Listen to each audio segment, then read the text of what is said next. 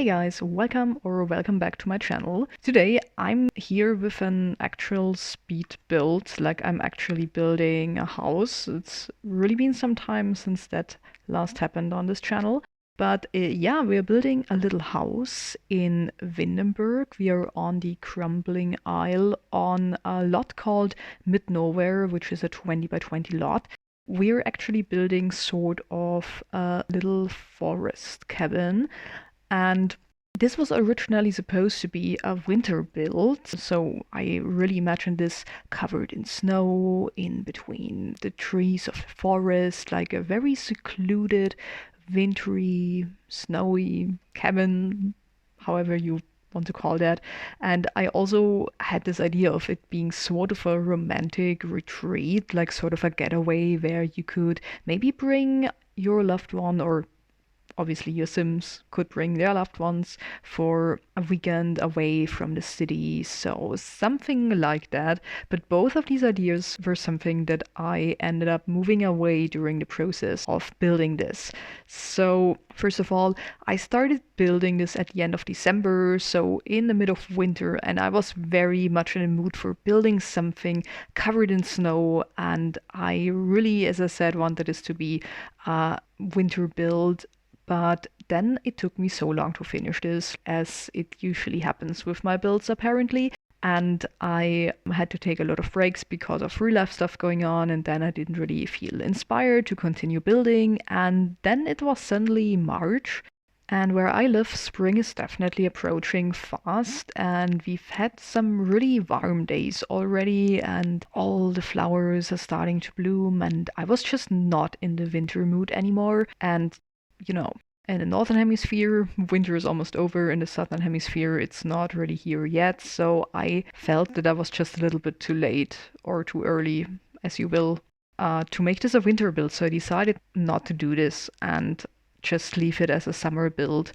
As you can see, right now we are building in summer anyway, but at this point of the building process, I still very much had the plan of setting this to winter later on. I just need to build in summer because, I don't know, I cannot build in any other season because summer is just, the default situation in The Sims 4. And like for many, many years, I did not even have seasons. So yeah, I'm just very used to building in summer. And also I really wanted to see the terrain, to do some terrain paint, because even though it was supposed to be a winter build and all covered in snow, I still wanted to look nice also in the other seasons. And so I really wanted to make sure that the terrain paint is where it's supposed to be, and the trees, all the plants around look nice in summer. So yeah, that's the reason why actually the whole build will just be set in summer. And I actually looked at it in winter to make sure that it looks nice covered in snow anyway,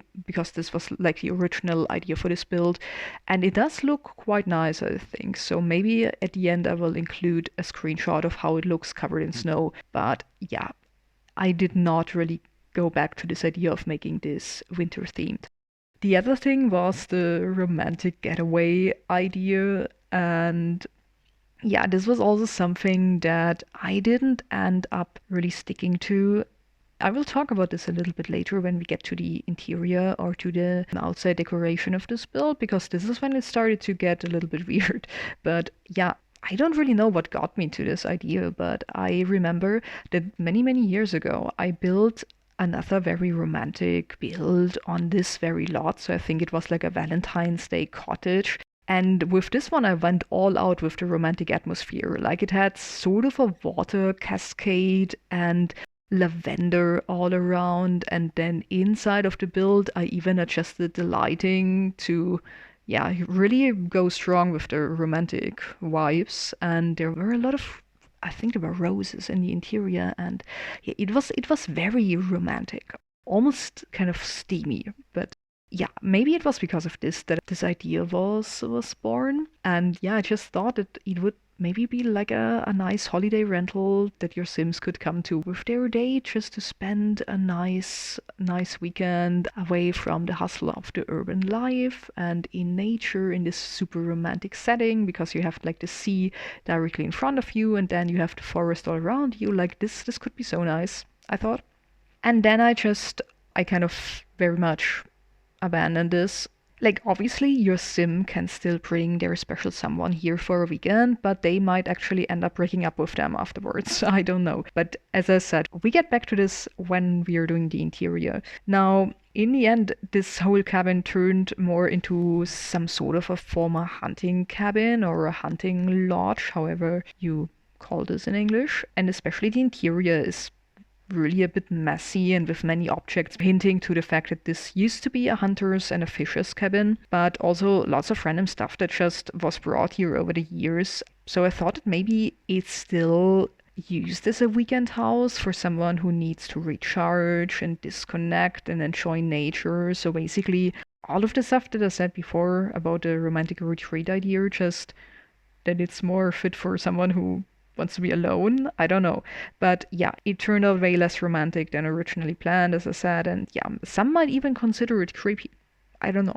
One idea, however, that I had for this build from the very beginning was for it to have an outhouse. And I shortly thought about having a bathroom on the inside, which you might have noticed at the very beginning of the building process. But I just really liked the thought of the cabin having that outdoors toilet instead. So I ended up changing the floor plan and making the cabin smaller and decided not to go for that bathroom at the back of the building. And I know that some people won't like that, and I completely understand why, but I just had this image in my head of how this cabin was supposed to look like, and it definitely had this outhouse, and I had really set my mind on including that. And the fact that this was planned to be a winter build makes this seem like an even more questionable choice, because the thought of having to step outside in the snow and the cold, like especially at night, to go to the toilet is just not super inviting. And personally, I would not want to do that, and probably seems like sort of a nightmare to some people, or at least sounds very uncomfortable. But I just thought it was very realistic for a little forest cabin like that. And I had wanted to use this little outdoor toilet ever since we got it. And I think it was part of the event rewards that came with that event that took place before Enchanted by Nature came out. And I was almost kind of excited when I saw that we got this, because I thought it came in so handy for historical inspired gameplay, until I realized that this toilet is not actually off-the-grid compatible, which is kind of a little bit ridiculous. And I was so disappointed when I realized that, because wasn't that the entire point of that event? And isn't that the entire point of having a toilet like that? I don't know. I really do not understand why they wouldn't have made this object off-the-grid compatible, how you could possibly miss that. And I still hope that at some point they will go back to maybe fix that, but I'm not super confident that they will, because I'm not even sure if they can do that with the event rewards, because technically not everybody might have them. So I'm not sure if they can or want to fix them, but I really hope they will, because otherwise this toilet is kind of a little bit, pointless.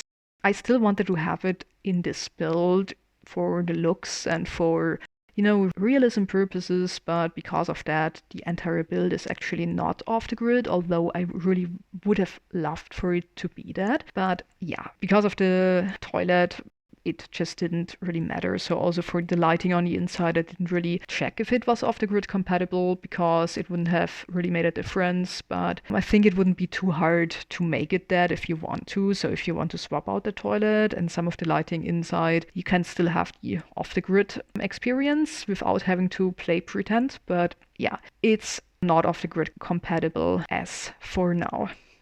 Oh, and I feel my decision to have an outhouse here becomes even more awkward when you consider that I wanted this to be a romantic retreat, because I feel that it is kind of not ideal and would have kind of killed off the romantic vibes from the start, just because it would have made staying here in winter so much more awkward and very much not cozy. So yeah, probably that whole romantic getaway idea was just doomed from the start.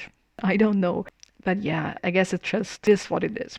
Also, you probably just noticed me placing this bovine skull above the entrance door, and this was probably the moment where I thought to myself that it really started looking like a hunting lodge now. And yeah, from that point onwards, it went always further downhill with the romantic atmosphere, I guess.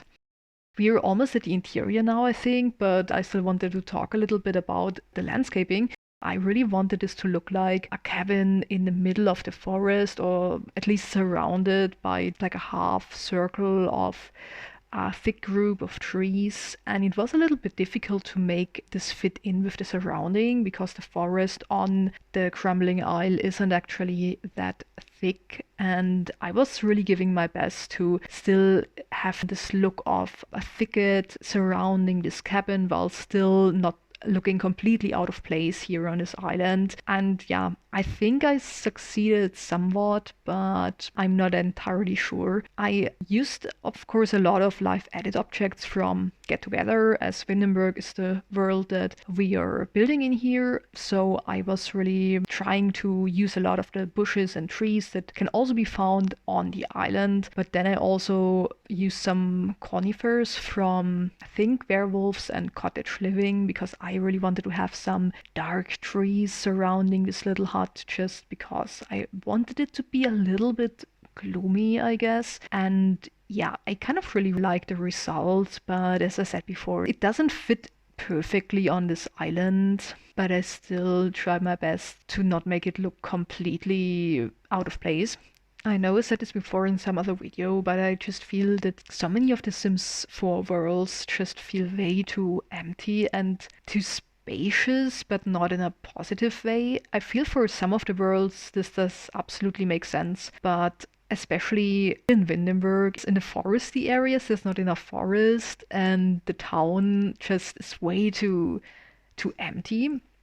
And I just want my forest lots to have more forests around it, and my town lots to have more town around it, because yeah, it would just feel way more realistic, and it's something that always bothers me. So yeah, I was feeling this very much with this lot here, but I really tried my best to make it work at least somehow.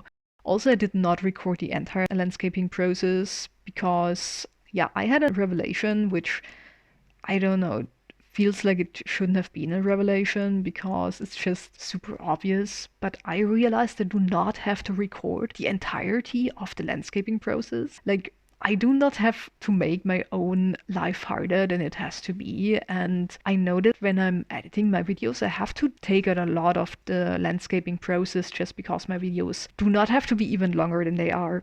So I realized I just can not record it, because you still get the picture of what I'm doing, right? So I'm placing a lot of trees, I'm placing a lot of bushes and rocks, and I'm just spending a lot of time with this and filling up all the gaps and moving everything around until it looks nice. And I'm just very perfectionist when it comes to landscaping, so I'm really taking my time with that. And so yeah, I really felt I do not need to record all of this. And I don't know, for some reason the video still ended up being way too long, but I think it was just not as bad as it would have been if I would have really recorded all of the landscaping. So I think that I will just continue doing this in future videos, because I don't think that you're missing that much, unless you guys say, no, Julia, we need to see all the plants placed down individually. In that case, I will do this, but otherwise I will just do it the way that I did it for this video, because it was at least somewhat of a relief when it came to editing the footage. Yeah, and with that we are already halfway through the interior, but generally speaking, you can see that I picked a lot of dark wood tones, also lots of furniture that looks a little bit rundown and shabby, and the kitchen from HorseRanch came in really handy because it looks very used and not in such a good shape. So everything looks a little bit like it has definitely seen better times. And there's a lot of stuff around this cabin which I just thought was brought here, so you have something to pass your time, a lot of books and board games, and there are a lot of boxes with, I don't know, food and supplies, but also lots of random clutter. The everyday clutter kit and the basement treasures were something I used a lot here. I really loved using the bookshelf from the ladder because it fit in so well. Like, I mean, it fit in very well in the little nook between the fireplace and the wall, but it also fit in so well considering just the vibes because it has this broken shelf and everything. And yeah, I also used a lot of random clutter just because I thought that maybe the person who owns this had a lot of stuff at home that they didn't really know where else to bring, and then they just stored it here in this little forest cabin. I don't really know. And if you paid a little bit of attention to what was going on screen, you probably also noticed some weird stuff. So, for example, I placed this baseball bat in the nook between the kitchen counter and the wall, and I don't really know why. I just really wanted to place something in this little nook, and the baseball bat fit in perfectly. And I thought that maybe it's nice to have something in here to potentially defend yourself against whatever evil is lurking on this island. I have no idea, but yeah, you never know. And then I also placed this duck sculpture on the bookshelf, and I thought that maybe this was like a taxidermized duck because this cabin belonged to a hunter. Maybe they kept it as a memory of their first hunting achievement. Like, I don't know. I don't know what's going on in hunters' minds, but you can tell my interior choices are becoming a bit more morbid and weird. But yeah, apparently this is just something I always feel drawn to. And yeah, at this point, I think I completely abandoned this idea of making this any sort of a romantic place and just completely embraced the weirdness of this build, I guess. Also, what else is there to say? You notice there's just one sink, so I know that some people won't like that as well, but considering that the toilet is outside, it really didn't feel it would make sense to have a second sink just for bathroom purposes. And I thought it was way more realistic to just have one sink where you have to do kitchen and bathroom stuff. And so on the little shelf above the sink, I placed kitchen clutter like the cups and bowls, but also toothbrushes and stuff like that. As I said, I know some people won't really enjoy that, but it felt more likely to have something like that in a cabin like this. And I also placed a bathtub in front of the fireplace. It looks a little bit like it would block the fireplace, but it actually doesn't, so your sim can still light a fire. And the tub is also usable. I had this idea of this maybe being like a movable wooden tub, so one that in theory you could move around and possibly store outside if you don't need it, and then bring it in if you want to take a bath. Obviously, this is not how tubs work in The Sims 4, and you can always see like the plumbing and the tap. So I try to hide this a little bit by shoving it into the wall and placing a shelf over the tap, so to make it look more like it was an actual movable wooden tub. But yeah, it really would be nice to have something like that in The Sims, because it would also be really useful for, I don't know, medieval gameplay. But yeah, I tried the best that I could to just make it look like what I had in mind. And I thought it was a nice idea to be able to take a bath in front of the crackling fire of the fireplace. So yeah, I just thought it was a nice idea.